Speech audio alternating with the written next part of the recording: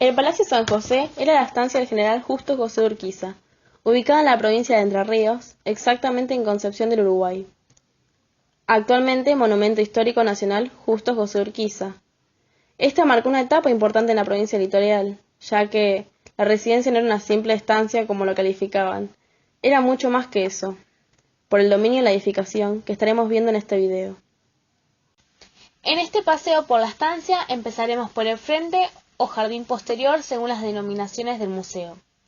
Por fuera del lateral derecho antiguamente se encontraba el establo de los caballos, y por dentro del vallado podemos distinguir de un lado la pulpería, o bien llamada en otros tiempos, negocio mercantil en donde había de todo lo necesario para cubrir las exigencias del palacio.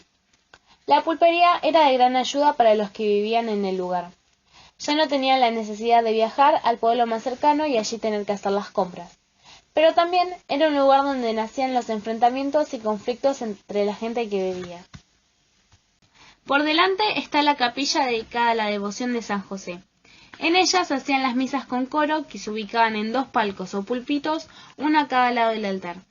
Igualmente había un palco de gran trabajo de madera sobre la entrada principal. Al principio se usó para poner a los niños, pero se dejó de usar ya que era peligroso y también molesta la forma de subir por la escalera auxiliar. El oratorio fue construido a la par que toda infraestructura de la casa, aunque fue innovada por el arquitecto Pedro Fossati en 1857 como la gran mayoría de la casa. Él le dio a la capilla un estilo griego y se percibe claramente en las columnas con rasgos corintios, además de las 8 divisiones de la cúpula y en la intersección entre ellas una claraboya de vidrios rojos. En tales divisiones, Juan Manuel Blanes hizo un asombroso trabajo de pintura con sus manos jóvenes de solo 18 años y sin estudios en Europa. También el pintor le dio falso relieve a las columnas, creando una forma tridimensional casi imposible de percibir. Al lado de la iglesia hay un departamento con 4 piezas. En la entrada se encuentra la recámara del cura. Por atrás está el bautisterio con la pila bautismal que le regaló el Papa Pío IX a Urquiza. Esta pila era una copia exacta a la que aquel mandó hacer para él. Al lado estaba el confesionario y una habitación para guardar objetos de la capilla. Por atrás del jardín posterior se encuentra el patio del Parral. En ella habitaban las personas de confianza del general, en los cuartos de huéspedes, como las maestras traídas de Europa, administradores y secretarios. Alrededor del patio estaba la cocina, lugar exclusivo para las mujeres. Era bastante avanzada para los tiempos, ya que al ser central de hierro aprovechaba el mismo fuego para las 4 hornallas y los 3 hornos, y para normalizar la temperatura de cada una poseía reguladores. También estaba el comedor, en la que se destaca una mesa de caoba con casi 9 metros de largo y las vitrinas con los juegos originales de porcelana. Asimismo se encuentra la despensa que servía de almacén para vinos y alimentos. Por debajo está el sótano con su acceso desde allí. Este patio se destaca por el aljibe de mármol de Carrara y el parral donde crecía uva chinche, con la que se hacía vino, y su pérgola de hierro forjado toda a mano. Las piezas vinieron de Europa y en el palacio fueron remachadas. Este trabajo llevó aproximadamente 2 años, pero sin duda valió la pena y le da todo su encanto al patio del Parral.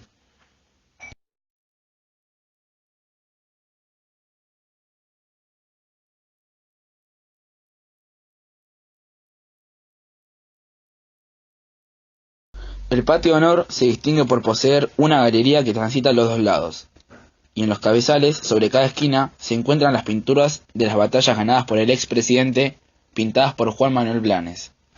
Alrededor de este patio se ubicaba el escritorio comercial, que había sido el lugar donde se produjeron reuniones y charlas importantes para la historia argentina. Contiguo a ella, el salón de juegos con una mesa de billar francesa para jugar a la carambola, y la sala de recepciones o de espejos, llamada así por su cielo raso espejado. También es el patio que conserva los dormitorios de los 23 hijos del general Urquiza, y donde estaba su habitación. Es por esto que todos los cuartos están conectados entre sí. La mayoría de las piezas tenían el mismo tamaño, sin embargo, el del propietario de la casa era el más grande. Allí dormía con su esposa, Dolores Costa, mujer a la que amó tanto, con la única que se casó y con la que tuvo 11 hijos. Los 12 faltantes son producto de relaciones con 7 mujeres diferentes, y debido a aquellos que la posta San José era de menor tamaño, pero con la llegada de su inmenso amor a Dolores y de sus primeros hijos con ella, se dio cuenta que debía ser más grande la casa, por lo que contrató al constructor y maestro de obras Jacinto de Lepian. Empezó a trabajar en 1853 y abandonó la construcción luego de 3 años, en 1856. Sin embargo, en ese tiempo hizo muchas reformas y obras. Además plantó con más fuerza la simetría que el palacio posee y lo caracteriza. Siguiendo el camino llegamos al jardín francés y desde acá podemos mirar el frente de las torres. Servían en su momento de miradores, aunque solo funciona una, ya que la otra es simulada y fue construida para demostrar simetría en el casco de la estancia. Este jardín es una copia de los jardines de Napoleón, y no es casualidad que así lo haya hecho de Lepian, ya que Napoleón era inspiración para el general. Incluso copiaba las estrategias del francés. Por eso, en el jardín posterior de la zona central hay 4 bustos de Napoleón Bonaparte, Julio César, Alejandro Magno y Hernán Cortés, grandes referentes para el general. Contiguo al jardín francés está el parque exótico, donde Urquiza demuestra con toda su avidez su amor hacia las plantas. Aquí hay variedad de plantas y árboles producto de regalos, o bien de intercambios con botánicos o estancieros.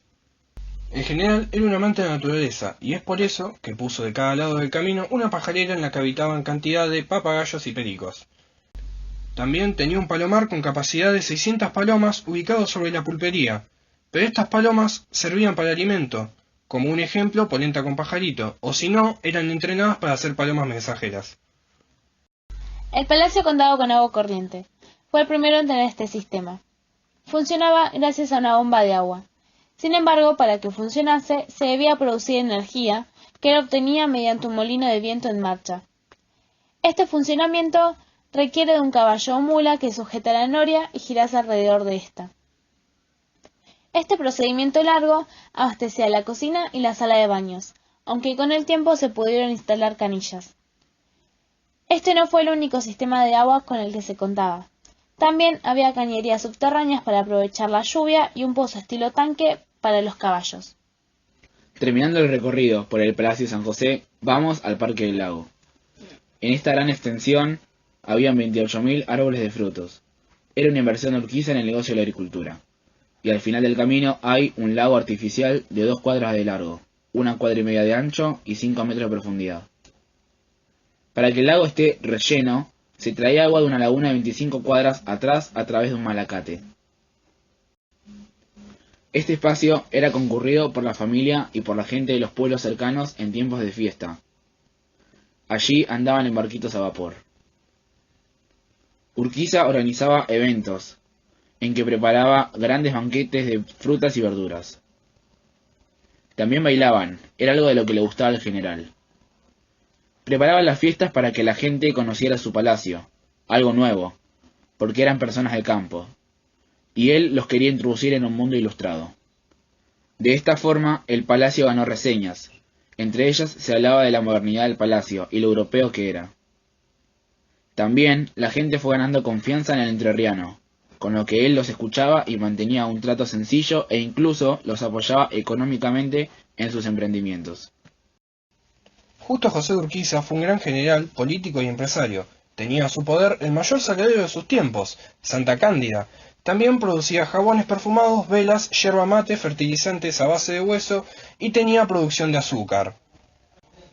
Sabía cómo aprovechar la naturaleza, por ejemplo, con las hojas del parral y rémora alimentaba al gusano de seda y luego lo vendía a la industria textil. También fue uno de los mayores accionistas del ferrocarril Rosario Córdoba. El expresidente de la Confederación tenía un buen gusto, era un hombre al que le gustaba el campo. Sin embargo, también fue uno de los mayores accionistas del ferrocarril Rosario Córdoba.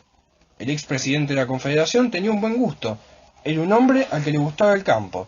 Sin embargo, su estancia demostraba el afán cultural que sentía.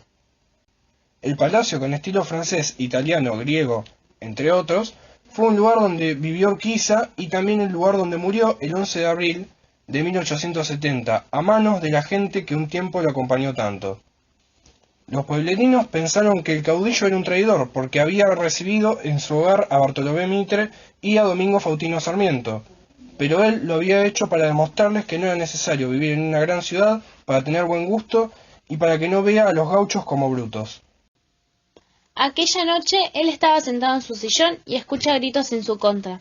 Sabía que lo iban a matar. Recibió un tiro en el lado izquierdo del labio, pero eso no lo mató a causa de su prótesis de oro. Al mismo tiempo, matan a 2 de sus hijos por ser los herederos más cercanos. Muere a causa de 5 puñaladas de mano del mayordomo, pero el autor intelectual fue Ricardo López Jordán, hijo.